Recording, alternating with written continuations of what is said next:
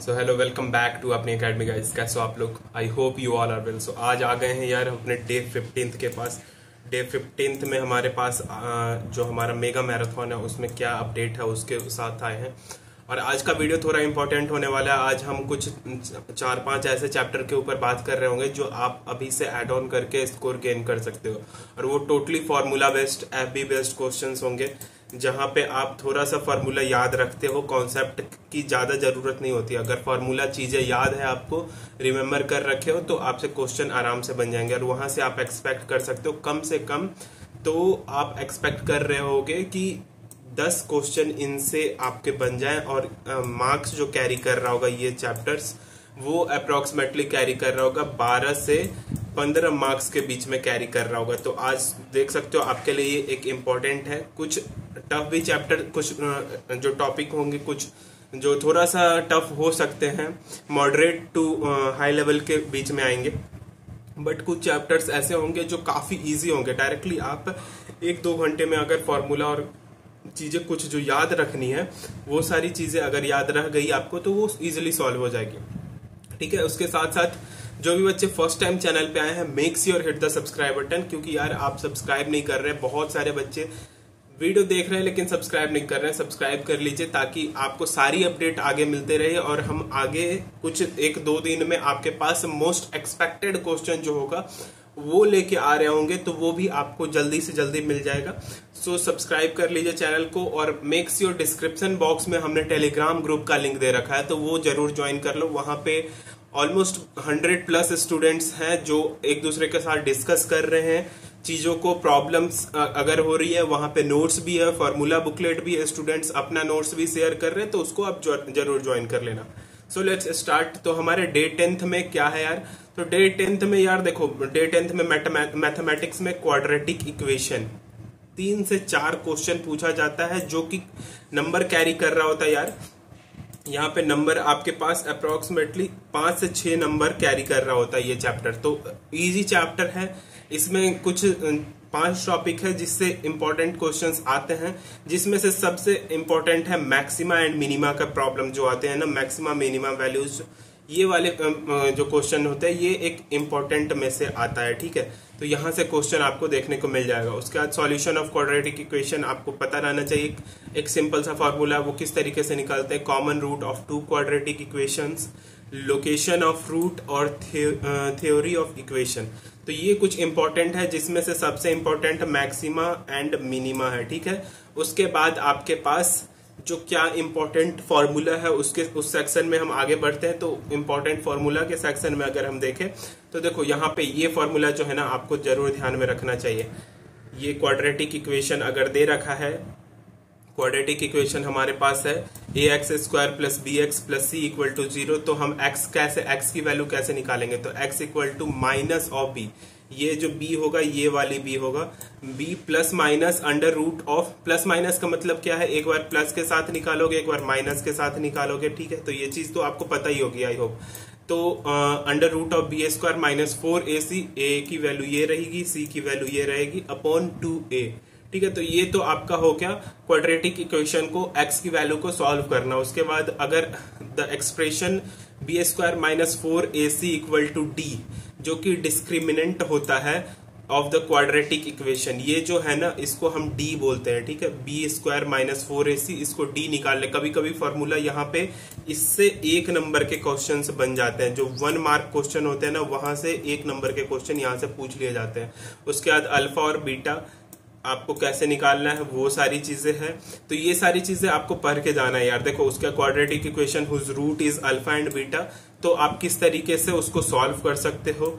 ये जो 4 प्रॉपर्टी है ना, इससे आप एक क्वेश्चन एक्सपेक्ट कर सकते हो कि यहाँ से एक क्वेश्चन आ जाए। ठीक है। यहाँ से एक क्वेश्चन आ जाए। देखो, नेचर ऑफ रूट आपको पता रहना चाहिए। यहाँ से डायरेक्टली क्वेश्चंस नहीं आते, बस आपको पता रहना चाहिए ये सारी चीजें। ए बी जो हमारे पास ए और बी, ये जो कंसिडरेशन है ना, ये सारी चीजें आपको पता रहना चाहिए। कब क्या कंसीडर करेंगे हम। डी अगर डिस्क्रिमिनेंट 0 से बड़ा होगा तो रूट क्या होगा? रियल होगा। डिस्टिंगिट और अनइक्वल होगा, इक्वल टू 0 होगा तो रियल होगा, लेकिन कॉन्साइड होगा। और लेस देन 0 होगा तो इमेजिनरी। तो ये सारी चीजें आपको हेल्प करेगी प्रॉब्लम सॉल्विंग में, यहाँ से डायरेक्ट क्वेश्चंस नहीं आते हैं, ठीक है। उसके बाद common root of 2 quadratic equation, 2 quadratic equation है उसका कॉमन रूट कैसे निकालते हैं ये आपको पता रहना चाहिए। यहां से भी आप एक क्वेश्चन एक्सपेक्ट कर सकते हो, 2 क्वाड्रेटिक इक्वेशन पे एक क्वेश्चन यहां से एक्सपेक्ट कर सकते हो, ठीक है। रूट अंडर पार्टिकुलर केस, देखो कुछ पार्टिकुलर केस हैं जो आपको हेल्प करने वाले हैं एग्जाम में। यहां से क्वेश्चन आएंगे कि लेट अ क्वाड्रेटिक इक्वेशन, एक क्वाड्रेटिक इक्वेशन दे रखा है has a real root and, देखो यहाँ पे रियल रूट का क्या हो गया, रियल रूट, और ये भी चीज है ना यहाँ से डायरेक्ट क्वेश्चन नहीं, ये आपके क्वेश्चन सॉल्विंग में हेल्प करेगा, ठीक है।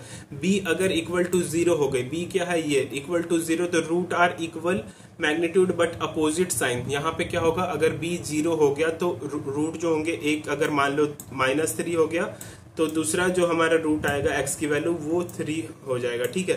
तो इस तरीके की ये सारी चीजें प्रॉपर्टी आपको याद रखनी होगी ताकि आपके एग्जामिनेशन में ये सारी प्रॉपर्टी हेल्प करे। तो ये सब प्रॉपर्टी पे बेस्ड क्वेश्चंस है यार, यहाँ से भी आप एक्सपेक्ट नहीं करोगे, लेकिन डायरेक्टली क्वेश्चंस नहीं, लेकिन इन प्रॉपर्टीज के बिना क्वेश्चन सॉल्व भी नहीं होगा, तो आपको ये चीज याद रखना होगा। उसका मैक्सिमा मिनिमा का कॉन्सेप्ट यार, देखो maximum and minimum value of expression y equal to ax² plus bx plus c is, ये d क्या है, discriminant upon 4a which occur at x equal to minus b upon 2a according a हमारा क्या है greater than 0 और a is less than 0 पे ये सारी चीजें होंगी, ठीक है। तो ये चीज आपको ध्यान में रखना होगा। मैक्सिमा मिनिमा से आप फिर यहाँ से एक क्वेश्चन एक्सपेक्ट कर सकते हो कि यहाँ से एक क्वेश्चन आ जाए। फिर लोकेशन ऑफ रूट, यहाँ से क्वेश्चंस आपके पूछे जाने के चांसेस है, यहाँ से भी आप एक क्वेश्चन एक्सपेक्ट कर लोगे कि यहाँ से भी आपको एक क्वेश्चन आ रहा होगा, ठीक है। उसका जनरल एक्सप्रेशन ऑफ 2 वेरिएबल, ठीक है, 2 वेरिएबल के क्वाड्रेटिक इक्वेशन का जनरल एक्सप्रेशन कैसे निकाला जाता है, यहाँ से बेसिकली ज्यादा क्वेश्चन नहीं पूछा जाता है, ये अभी तक अनटच्ड में से माना जाता है। कभी कभी यहाँ पर WBJE पूछती है क्वेश्चन।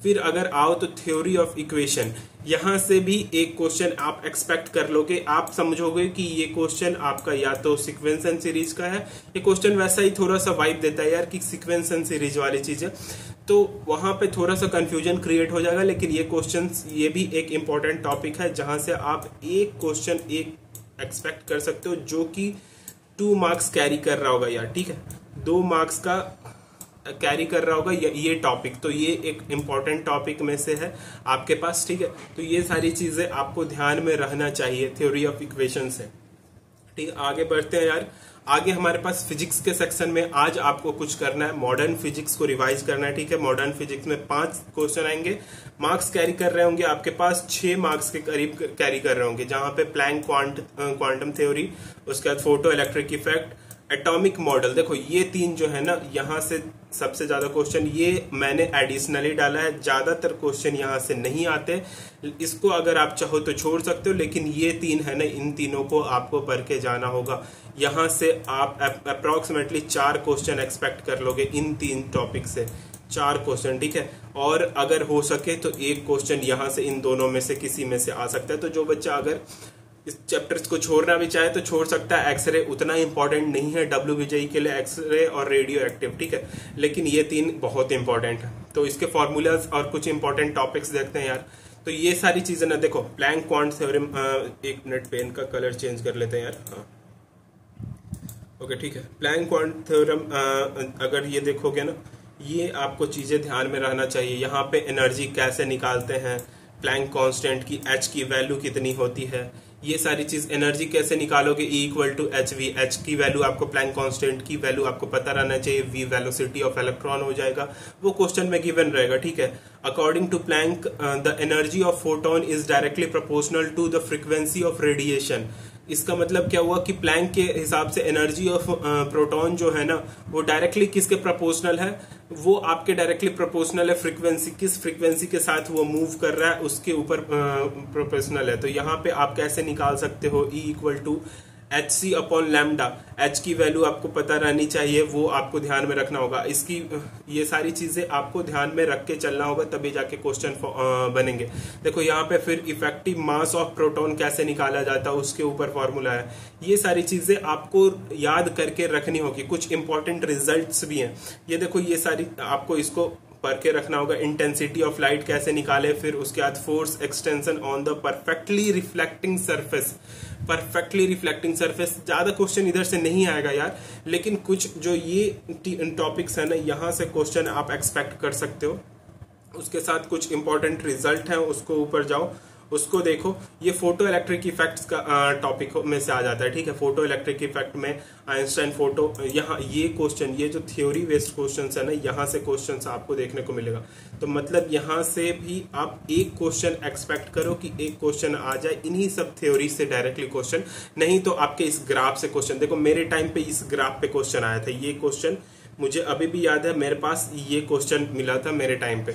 तो आप इसी तरीके से अपना प्रिपरेशन कंटिन्यू रखो, ये सारी चीजें थ्योरी वाली पार्ट है उसको पढ़ते रहो, ठीक है।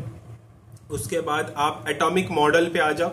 एटॉमिक मॉडल में आपके पास जितने मॉडल्स हैं वो पढ़ो, उसमें सबसे इंपॉर्टेंट मॉडल है बोहर एटॉमिक मॉडल। यहाँ से क्वेश्चंस पूछे जाते हैं, ये आपको याद में रहना चाहिए। उसके बाद हाइड्रोजन एटम्स, ये जो प्रॉब्लम्स है ना, ये इजीली देखो यहाँ पे फॉर्मूला में थोड़ा बहुत चेंज करने को मिलेगा। इस फॉर्मूला पे best specially energy delta E निकालने के ऊपर क्वेश्चंस बहुत देखने को मिलेगा आपको।